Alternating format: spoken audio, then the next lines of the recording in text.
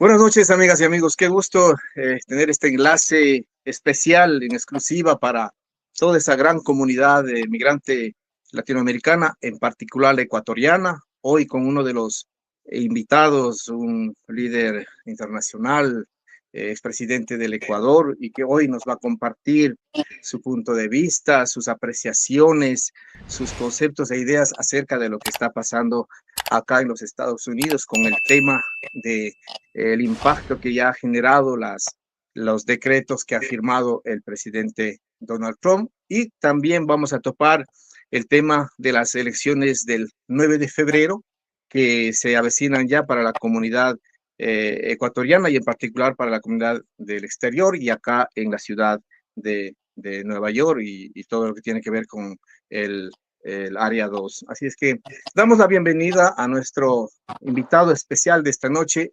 expresidente del Ecuador, el economista Rafael Correa. Pues aquí tenemos una gran comunidad expectante de lo que será esta noche sus palabras. Buenas noches y bienvenido, economista, a este espacio comunitario. Realmente este no es un medio grande, es un medio pequeño que venimos sirviendo en forma local, lo que viene haciendo nuestra querida comunidad aquí en Nueva York en particular. Qué bueno, me encanta apoyar a los medios alternativos, a los medios pequeños, porque los grandes negocios son verdaderas mafias mediáticas. Así que muchas gracias, Gustavo, por esta oportunidad. Es un honor para mí estar en este medio comunitario y dirigirme a la comunidad ecuatoriana en Estados Unidos, comunidad tan entrañable, porque realmente para mí los migrantes son ejemplo de vida, nunca agotan la admiración que les tenemos y la gratitud. Porque, por ejemplo, en este momento, nuevamente las remesas migrantes es lo que sostiene la economía y la dolarización. Por supuesto, ustedes no son cifras, son familias, son dramas humanos, pero les agradecemos que con su esfuerzo mantienen a la economía nacional. Partiendo de esa que usted acaba de mencionar, economista, de que los migrantes prácticamente estamos sosteniendo al país con más de 6.000 millones de dólares, eh, y topando con lo que fue el tema del debate presidencial. Oiga, y hay esos comentarios que nadie topó prácticamente de la comunidad acerca de las políticas para la comunidad migrante que cuánta falta hace para nosotros acá en el exterior. Sí, la discusión sobre nuestros migrantes debería ser central. Antes de mi gobierno ni siquiera tenían derecho al voto, pero no se había implementado el derecho al voto, pero no tenían representantes legislativos. Ahora tenemos 6, 2 por la comunidad de Norteamérica, Estados Unidos, Canadá, 2 por Latinoamérica y 2 por Europa, Asia y Oceanía. Y son tan importantes y tantos nuestros migrantes al exterior que debe ser un punto fundamental en todo programa de gobierno. Lo tenemos nosotros en Revolución Ciudadana, pero no se mencionó en el debate. Ahora, en descargo de los organizadores del debate, el problema de fondo es que hay 17 binomios, lo cual es ridículo. En Estados Unidos se hace el debate entre demócrata y republicano, entre dos. ¿Cómo se hace un debate entre 17 binomios? Entonces, el problema es cómo en un país como Ecuador, con la crisis que tiene, puede haber 17 binomios. Eso es ridículo. Hay que cambiar la ley, hacerla más estricta para evitar que cualquier oportunista figuretti se lance de candidato presidencial y tengamos incluso que pagarle la campaña, porque eso dice la ley. Yo creo que el debate debe estar en la segunda vuelta, porque si no, con 1 minuto y medio, ¿qué se puede exponer? Además, las preguntas y los temas están preestablecidos.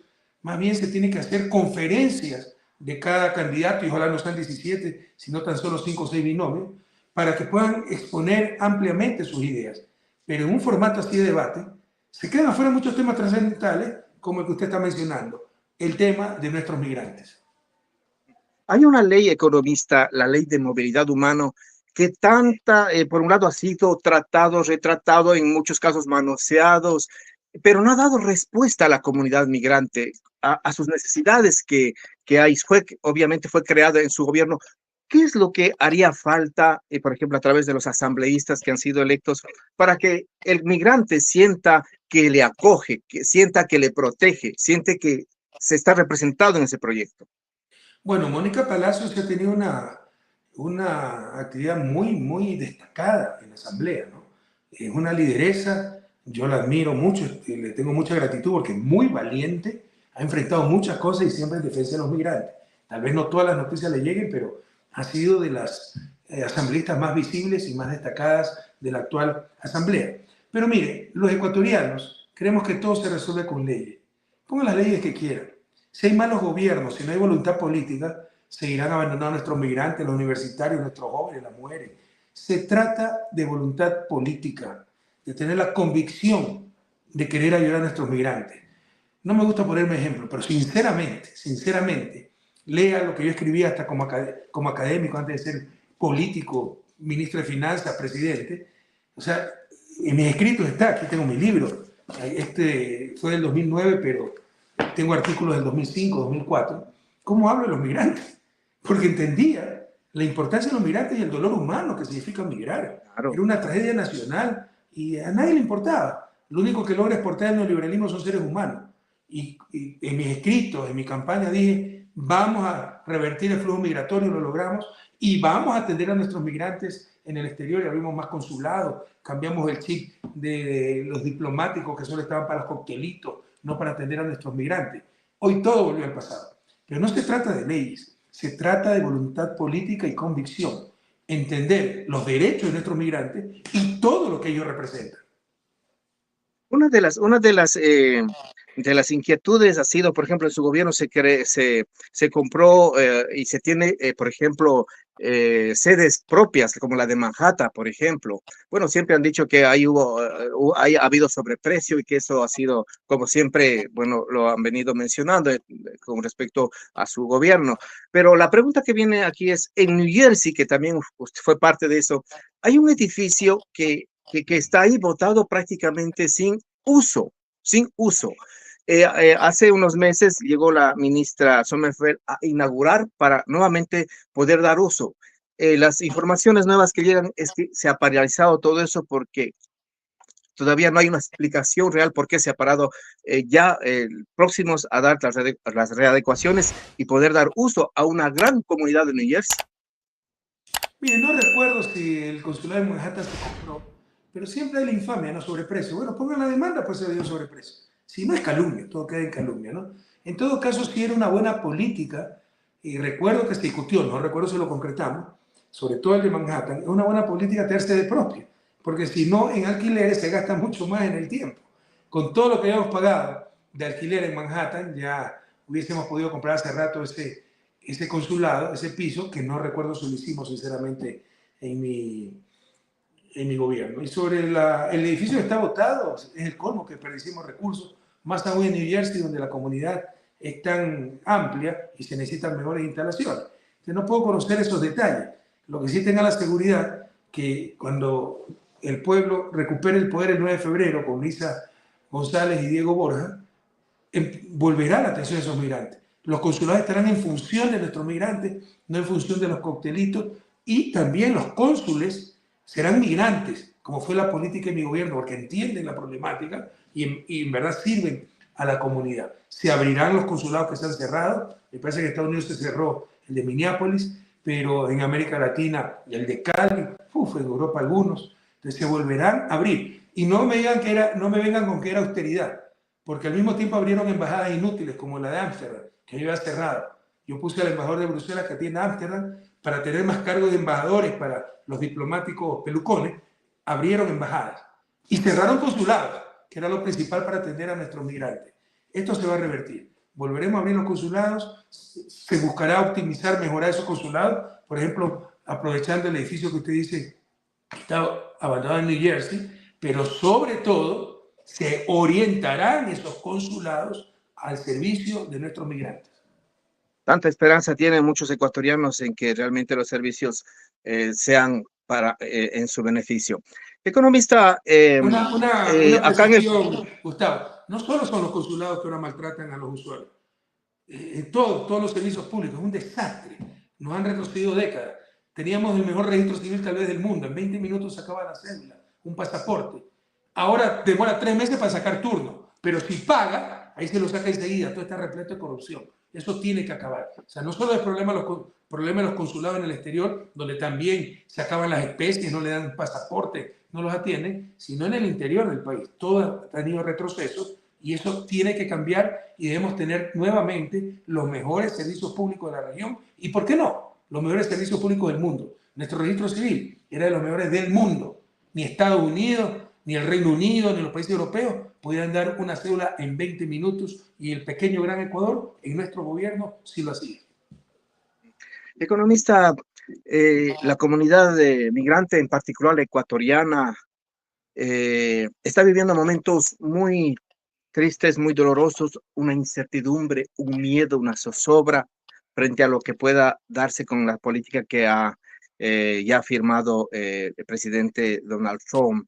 ¿Qué apreciación le merece a usted toda esta política? Sobre todo, las palabras son las que determinan, ordenan, ¿no? Y en la palabra siempre está como invasores, invasores, invasores.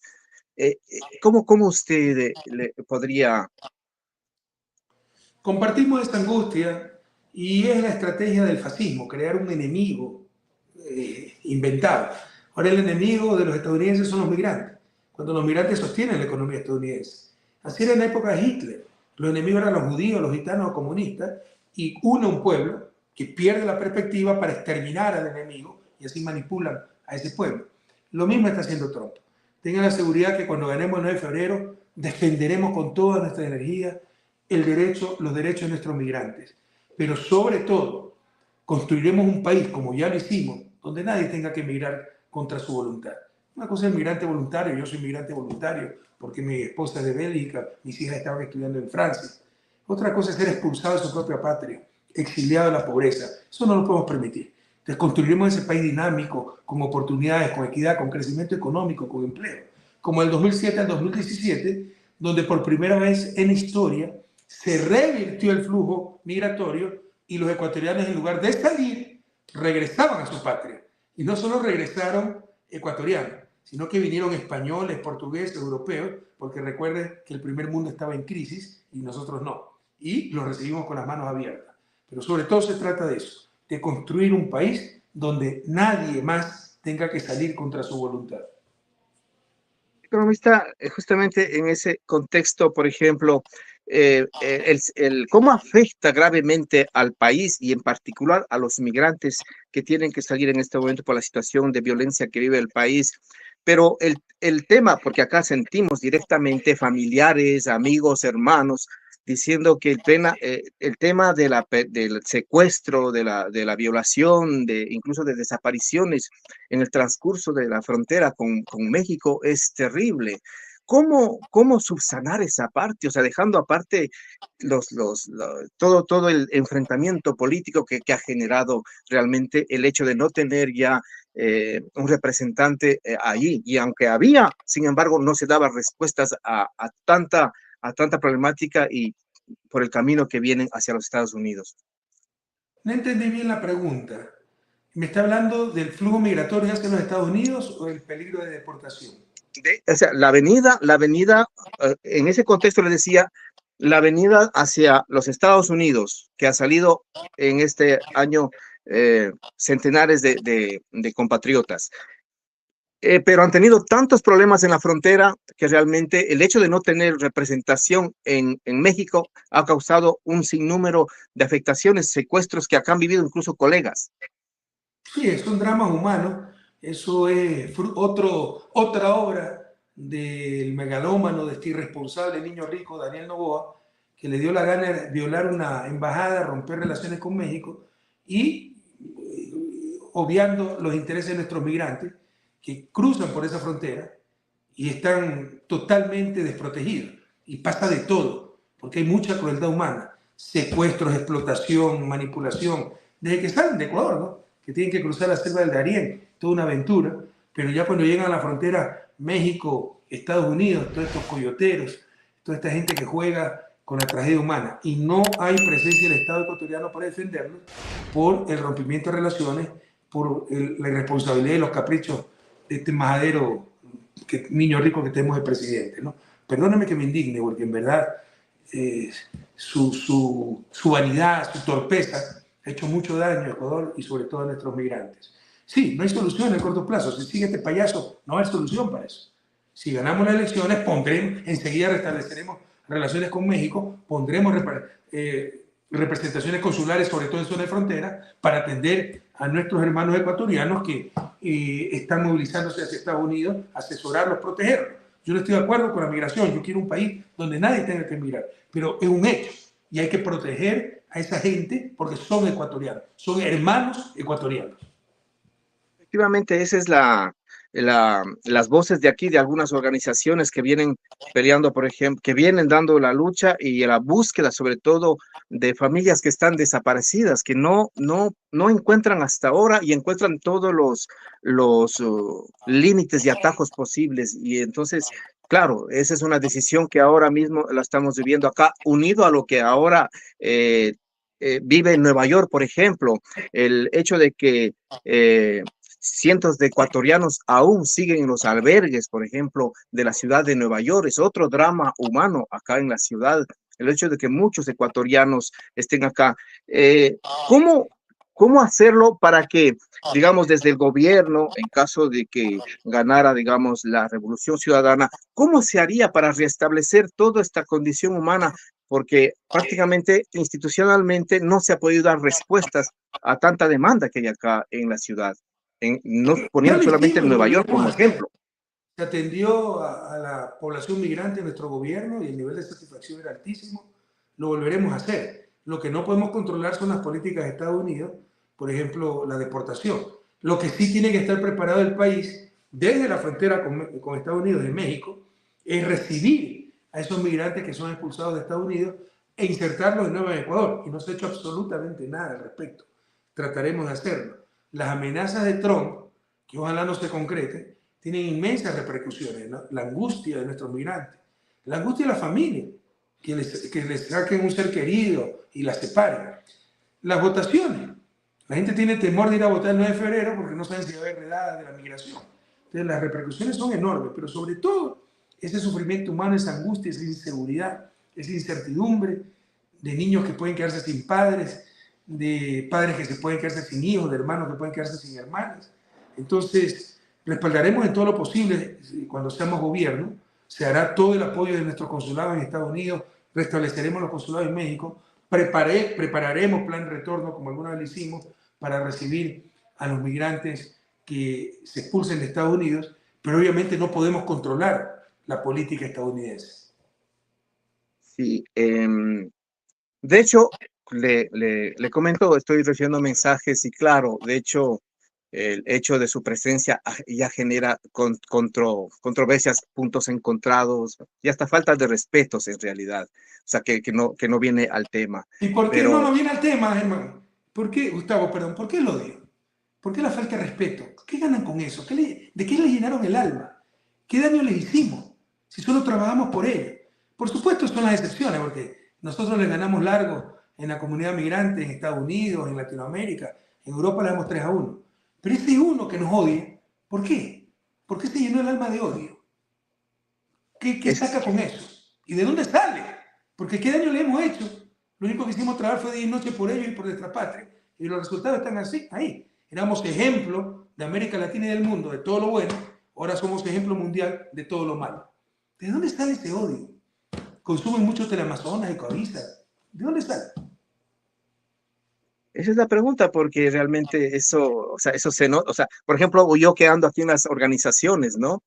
Hablar de su presencia o hablar del correísmo, pues es más o menos como hablar de algo que está ahí en el ostracismo, o sea, realmente es así. Pero bueno, ¿Pero por qué? ¿Cuándo ese es vivían el mejor? momento. ¿Cuándo vivían mejor? ¿Cuándo se sentían mejor atendidos nuestros migrantes? ¿Cuándo los consulados funcionaban mejor? ¿Del 2007 al 2017 o del 2017 al 2025? ¿De dónde sale tanto odio? ¿Cómo han convencido a las mentes débiles y a las almas, a los espíritus débiles, para llenarse de odio? Han visto mucho Ecoavisa, Teleamazonas. Entiendan que esas mafias mediáticas son las grandes culpables de la tragedia nacional. Porque si esas mafias mediáticas, Moreno no hubiera traicionado, Lazo nunca hubiera sido presidente ni Noboa, y la situación del país fuera totalmente diferente. Esas mafias mediáticas, la manipulación, te hace amar al opresor, al victimario, y odiar al que te ayudó siempre, a tu compañero, al que está contigo. Reflexionemos, sáquense el odio del corazón. Ya suficiente tragedia vive el pueblo ecuatoriano, suficiente destrucción hay en el país. Efectivamente, eh, economista. Eh, se vienen prácticamente, estamos a las puertas de las elecciones. ¿Cómo ve el panorama en el exterior? desde su bancada, desde el movimiento? ¿Cómo están las perspectivas, economista? No hay ninguna garantía en estos comicios de transparencia, de participación. El hermano de Diana Tamaín, la presidenta del Consejo Electoral, desvergonzadamente, me parece que es el cónsul de New Jersey. Entonces, está totalmente comprometida la presidenta porque ese puestito es de varios miles de dólares al mes, ¿no? Y tiene a su hermano de cónsul de Novoa. Entonces, por ejemplo, en Venezuela se rompieron relaciones. Está encargada de los asuntos consulares la delegación suiza, pero nunca avanzaron para que se pueda votar en la delegación suiza. Eso le ha quitado el derecho al voto a la más grande comunidad en Latinoamérica, los ecuatorianos que viven en Venezuela, 6.000 ecuatorianos. Entonces están quitando el derecho a participar, eso es penal, podrían juiciarlo penalmente. En Ecuador, en Estados Unidos, ¿no? Ojalá haya la suficiente promoción, la suficiente garantía. Lo mismo que en Europa, pero en Europa, por ejemplo, se han cerrado varios consulados y han hecho mucho más difícil la votación. Entonces, esta gente ha hecho lo imposible para minimizar la participación de nuestros migrantes, atentando a los derechos de nuestros migrantes, ¿no? Y a la propia democracia. En general, pues, vemos bien las cosas, ya depende del pueblo ecuatoriano, nosotros hacemos lo que nos corresponde, presentar el mejor binomio, el mejor programa de gobierno, experiencia, equipo, pero el resto está en las manos del pueblo ecuatoriano, votar por su futuro, sin odio, sin esa gente que tal vez por sentirse superior al otro, se convence que el otro vendió con sobreprecio, es un corrupto, y cada vez que buscan el dinero mal habido, encuentran el dinero mal habido de ellos, en sus cochinos paraísos fiscales, porque nosotros somos gente honesta, honrada. Pero en todo caso, ¿no? Ya está en manos del votante elegir su futuro. ¿Quieren la misma desgracia? ¿Quieren continuar en la descomposición que vive el país? ¿Quieren continuar en esta desprotección que tienen nuestros migrantes en estos momentos en todas partes del mundo? ¿O quieren retomar estas políticas que tanto bienestar nos dieron y que se aplicaron de 2007 al 2017? La decisión está en manos de ustedes, nuestros migrantes, en manos del pueblo ecuatoriano, por nuestra patria, para revivir juntos Ecuador. Les pido que este 9 de febrero voten toditos 5. Y además es importantísimo, economista, también que se empadronen. O sea, porque si es que no estás empadronado, no puedes acceder a ejercer tu derecho al voto. Eh, Lamentablemente creo que ya está cerrado el padrón, ¿no? Pero además de la por supuesto, ahora participación, ya. entonces no participa ni el 20% de las personas. En Estados Unidos vamos a tener más de 100.000 empadronados y votan 20.000, 30.000 personas. En todo caso, se entiende también por la lejanía. Hay una ola de frío en estos momentos en ciertos sectores de Estados Unidos, en el sector ¿cómo le dicen? El Connecticut, New Jersey y New York, Ya. ¿no? Entonces hay una ola de frío. ¿Cómo le llama a este sector? No es tricontinental, no es continente, pero tiene un nombre específico. Triestatal. Triestatal, Sí, perdón. sí. Sector triestatal. Entonces, eso puede mermar la participación. Ojalá nuestros compañeros puedan poner buses, transporte para transportar a nuestros compatriotas. Pero en todo caso, sí, ya no se puede inscribir en el padrón, está cerrado, pero sí se puede participar. Ojalá participen los 120.000 empadronados. Economista, otro punto que la comunidad ha estado luchando y ha estado bregando. Sí, ya doy paso luego de esta pregunta, porque también el público va a algunas. El TPS. Hasta el último día de ejercicio en el poder del presidente Biden, se abogó, se hizo todos los esfuerzos, los cabildeos con los senadores, los cabildeos con los asambleístas para que breguen, para que llegue, para que se dé el TPS para Ecuador por la situación que ahora está atravesando, pero no se logró. En caso de que ustedes lleguen al gobierno, ¿ustedes retomarán, digamos, como gobierno, hacer todas esas gestiones, esos enlaces para que de alguna forma se pueda eh, presionar, digamos así, o generar esos enlaces, economista? Bueno, lo hicimos como gobierno, pero le insisto, no podemos controlar la política estadounidense y no lo logramos. Seguiremos luchando por eso, pero no depende de nosotros, depende de Estados Unidos, ¿no?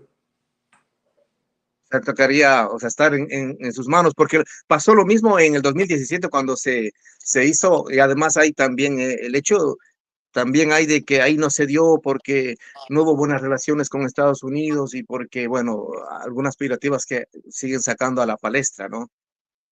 No lo entiendo. ¿Qué cosa En el está sacando la palestra? 2017 en el 2017, en el terremoto que hubo, también Sí, el se terremoto fue el buscó el TPS 2016. para Ecuador.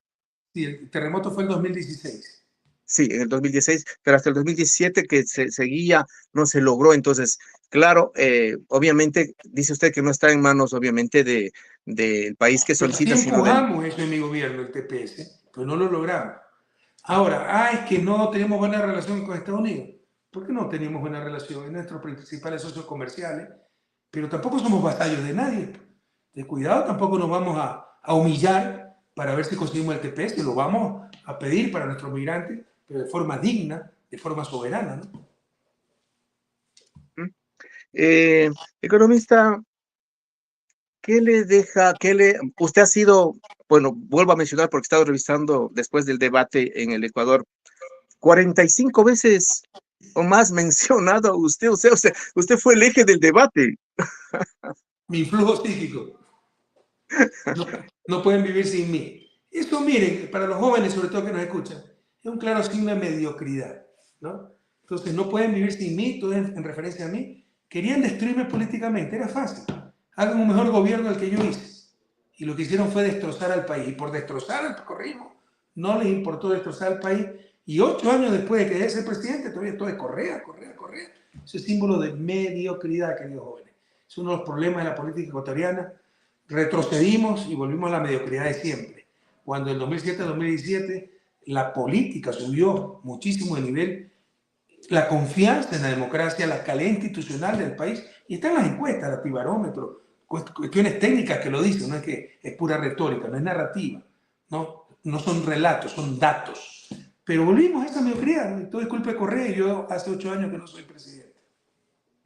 Vamos a entrar, economista, a una rodita de preguntas. Está con mi compañera para ir poniendo algunas preguntas y le vamos mencionando para que el público también sea de alguna forma. Dice, sobre la seguridad, dado el incremento de la inseguridad en el país, ¿qué políticas públicas implementaría para combatir el crimen organizado y garantizar la paz ciudadana en Ecuador? Lo mismo que hicimos del 2007 al 2017, pero tengan entendido que hay dos cosas que faltan. Capacidad del Estado porque desbarataron todo.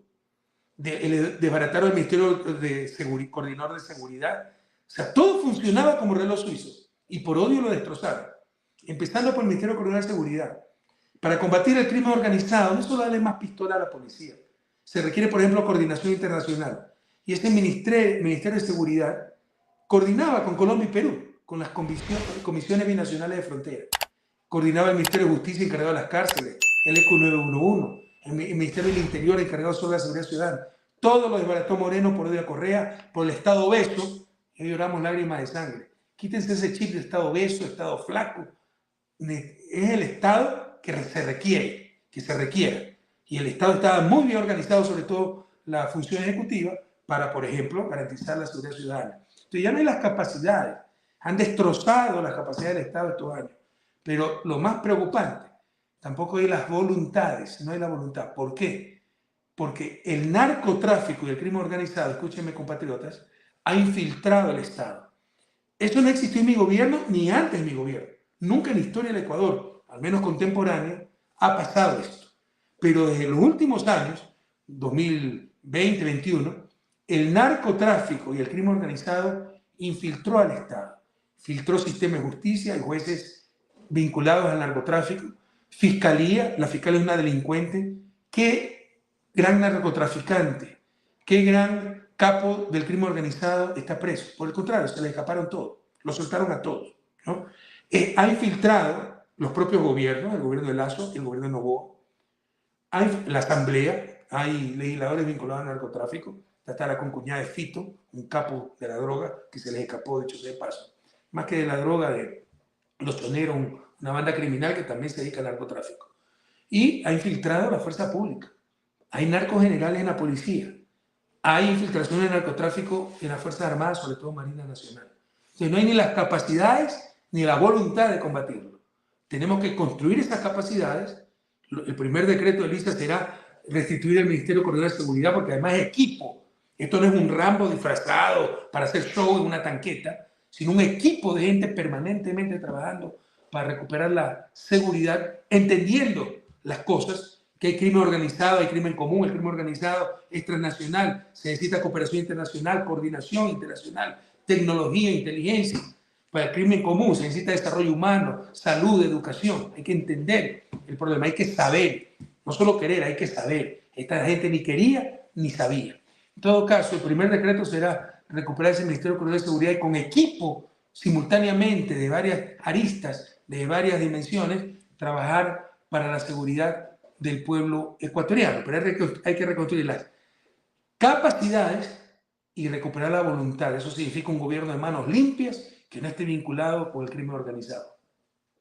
Vamos a otra pregunta, porque se nos va el tiempo. Y que Dice, esté dispuesto a pregunta, arriesgar la vida, porque luchar contra el crimen organizado en este momento en Ecuador es arriesgar la propia vida. Presidente, se sabe que más de 2 millones de ecuatorianos, de los que se conocen datos, residen actualmente en los Estados Unidos y un gran porcentaje podría enfrentar la posibilidad de ser deportado bajo las políticas de la administración de Donald Trump. ¿Existe algún plan de retorno y acogida nacional e intersección laboral para estos ciudadanos dentro del marco de trabajo de la Revolución Ciudadana? La comunidad triestatal, New Jersey, Connecticut, Nueva York, es la tercera ciudad más poblada de Ecuador, por si acaso. Se calcula que 800.000, 1 millón de compatriotas habitan en esa zona. En todo caso, no existe nada en estos momentos en Ecuador. Al gobierno no le importa. Estuvo aplaudiendo a Trump cuando decía que había que deportar a los migrantes. Y este cheerleader ahí, frente a un presidente que está diciendo que va a maltratar a sus compatriotas. O sea, es una miseria humana, totalmente irresponsable e insensible. Y en Ecuador, la canciller también es una inepta, no han hecho absolutamente nada. Es decir, si hay deportaciones masivas, habrá un conflicto social muy grave en Ecuador porque no se ha hecho absolutamente nada para recibir a esos compatriotas. Vamos a otra pregunta, tal vez, Diana, por ahí alguien más estuvo, pero vamos, sobre compartiendo experiencias. Voy a poner esta, sobre el desarrollo social. Mirando al futuro, ¿qué reformas estructurales considera imprescindible para reducir las brechas sociales y garantizar una mayor inclusión en los sectores de la educación y salud? Nuevamente lo que ya hicimos, compatriotas.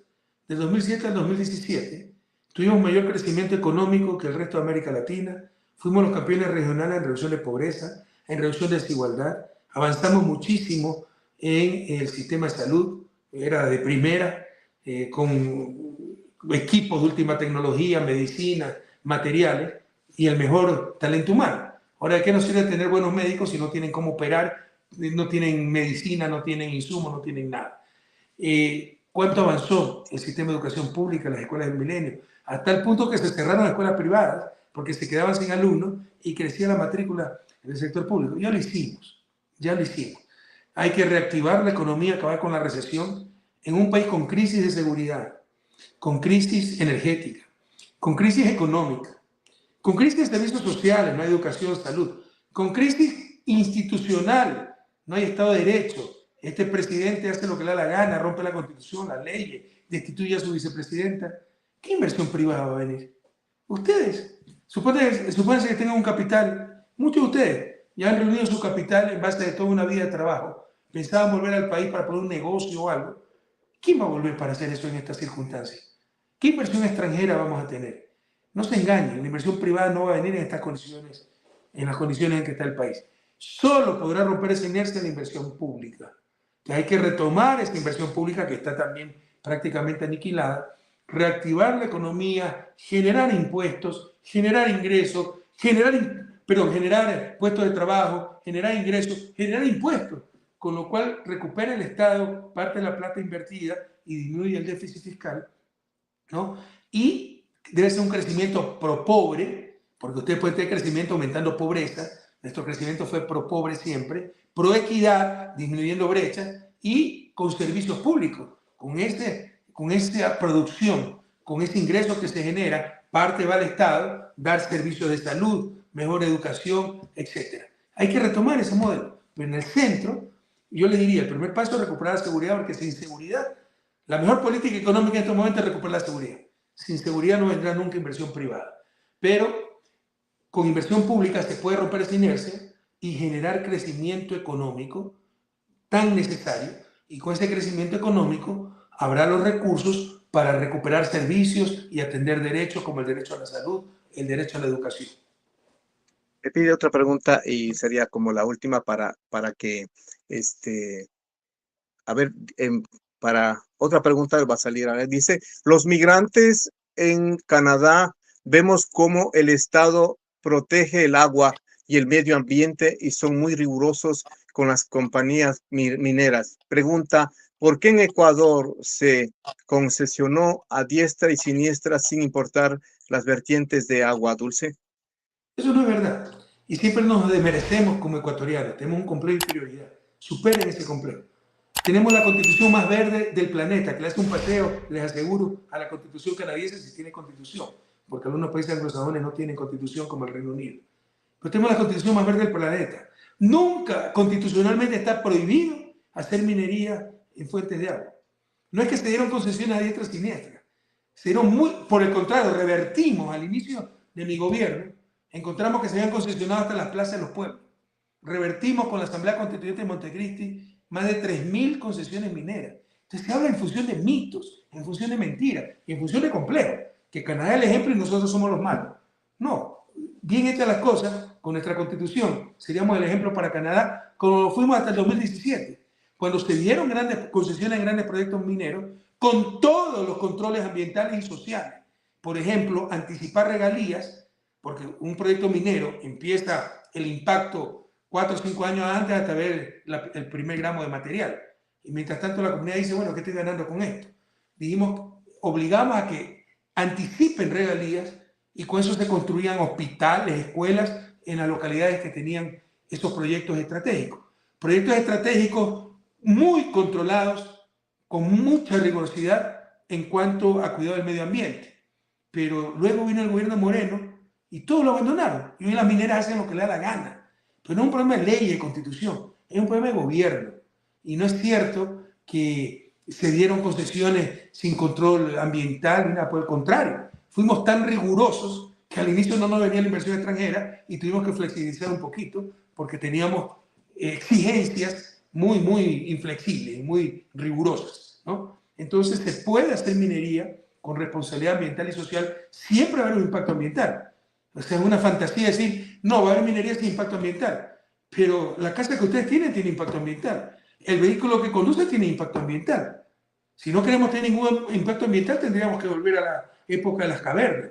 Sí, tendríamos mejor medio ambiente, pero la esperanza de vida volvería a ser 18 años. Entonces no podemos caer en ese ecologismo infantil. Yo soy ecologista, pero sé que lo más importante de la naturaleza son los seres humanos y que necesitamos recursos, nuestros recursos mineros, para atender patologías del siglo XIX, para que no se nos mueran los niños de diarreíta, para tener más hospitales, más carreteras, más productividad, más crecimiento económico y lograr el buen vivir. Entonces no es cierto que no había controles, habían controles muy estrictos. El problema es que en la época de Moreno ya nadie controla nada y sí tenemos un grave problema con esas concesiones mineras, pero no por falta de ley, no por falta de constitución, por falta de buenos gobiernos. Juan Muñoz dice la última, dice, para poder participar en la democracia ecuatoriana, ¿qué tipo de avances tecnológicos cree que se debe hacer para que el migrante ecuatoriano pueda hacer un voto telemático, así como en Estonia que usa la tecnología para que sus ciudadanos puedan participar efectivamente? Bueno, muy informado el compañero, porque Estonia tal vez es el país líder a nivel mundial en gobierno electrónico y todas esas cosas, ¿no? Se puede hacer mucho ahí. Lo hicimos, avanzamos, pero nos faltó mucho avanzar. Y, por ejemplo, el voto telemático, ojalá sea para todos los ciudadanos, para que no tengan que moverse de su casa. Pero para eso se necesita confianza.